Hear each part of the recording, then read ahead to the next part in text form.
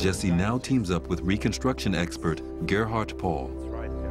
He faces a daunting challenge: to rebuild a section of what was once the city's most spectacular building. These blocks are everywhere. It's like some sort of giant jigsaw puzzle. Yeah, we have more than 3,500 of these blocks. And is that enough to do the reconstruction? It's enough because it's more than 70% of the whole building, and this is necessary for doing this kind of work. So you have all these blocks, they're scattered about. How do you know which ones fit together and where they go?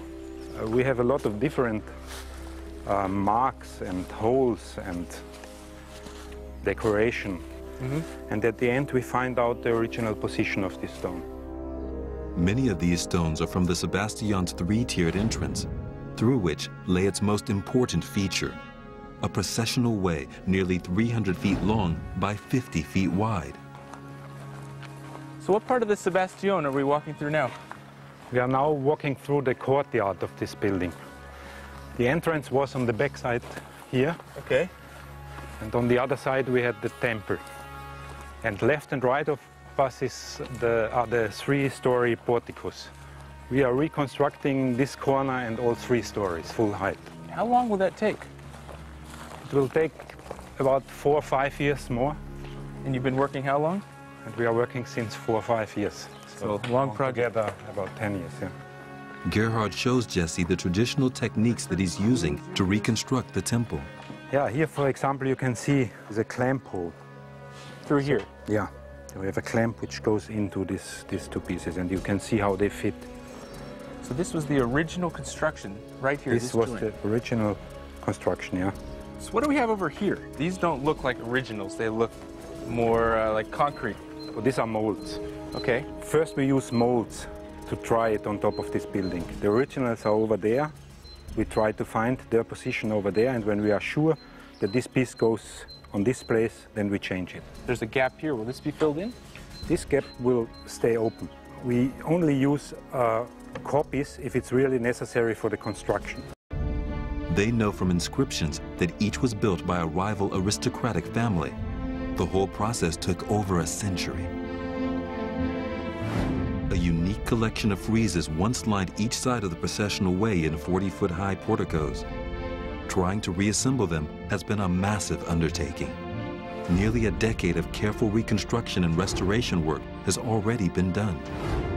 What the archaeologists have found is one of the finest collections of Roman sculpture ever discovered, including beautiful representations of emperors, mythic heroes, and local aristocrats.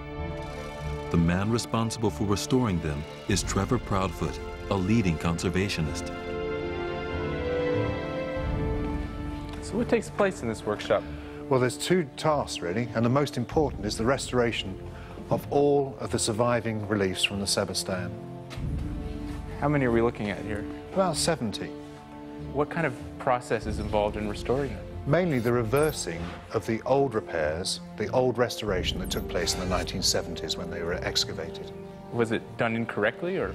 Not necessarily. I think, really, they could have used better materials in their work. So what's he doing here? He's removing polyester, and that's a reversible resin, so we're removing that with a chemical. Trevor and his team are also busy making copies of all the friezes that have been found in Aphrodite. So this is the second program of works here.